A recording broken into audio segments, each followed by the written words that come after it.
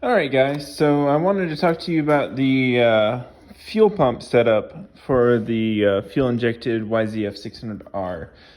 So this is a fuel pump from a 2010 R1. Now it doesn't have to be from an R1, this just happened to be what I found a decent deal at.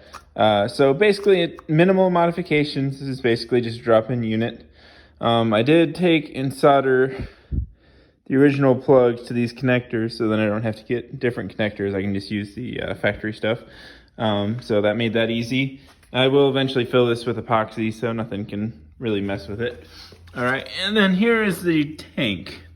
So I made this plate out of 1/8 inch steel, and then welded it into the bottom of the tank. Now, obviously, you got to be real careful when you're welding on gas tanks because they contain gasoline most of the time, which is very flammable. So I took this. I cut the I took this tank that had been sitting on the shelf for several years, and it was completely empty. But you always want to check, so I basically took my propane torch and kind of put it around the hole first before I started doing anything, just to make sure that if there was an explosion, it wasn't going to explode like in my face.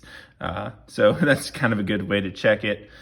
So anyway, so then you cut out the bottom of the tank just a little bit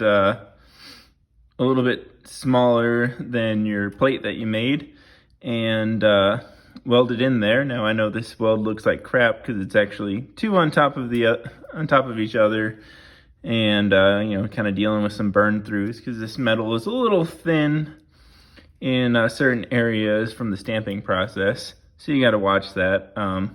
First time I did it, I had a couple of pinholes, so hopefully I got those all taken care of with my second pass here. Yeah, I know it kind of looks like garbage on the camera, but it'll be okay.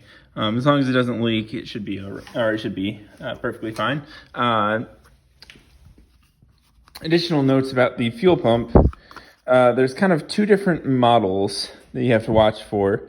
So this is a internally regulated one, which that's the regulator right there. So this is set up for a returnless fuel system. The ones that have a return system look almost identical, but they have a return spout right there. On my bike, I decided to go returnless just because I happen to get this pump, and it simplifies the connection points and whatnot. So basically all you do, if you're using the 04 R6 throttle bodies like I have, so all you're gonna have to do is use the normal inlet, and then out here is where the pressure regulator was. So I just took and plugged that because this is already threaded. Now it's not the same thread as this, but put a little sealant on it, turn it in there, it's fine. You can also use this to check your fuel rail pressure, which you'll find is a little bit higher than the standard 14.7, or not 14.7, 47.4, whatever the heck standard fuel pressure is. So this is regulated, I think, is at a 51 or something like that. So just little things to note. That does change your fuel characteristics a little bit. And then you guys will have seen, the rest of this rail in the throttle body modification video. But anyways, I just wanted to make a short little clip on how the fuel tank works. Oh, and this just drops in, and I'm not going to put it in because the tank's hot, but it just drops in and then bolts down. Make sure you have your O-ring. I should also note the hole for the fuel pump is a 3-inch hole. So basically 3-inch hole saw, knock a hole into a piece of plate steel, drill and tap your holes for the ring that comes with your fuel pump. You'll want to make sure you get that, and you're good to go. So thank you guys for watching. Stay tuned for the next video, and I'm not sure what that will be, but we will talk more about this bike, this terrible abomination that is been extremely frustrating, but also very rewarding. So thanks for watching. Be sure to subscribe.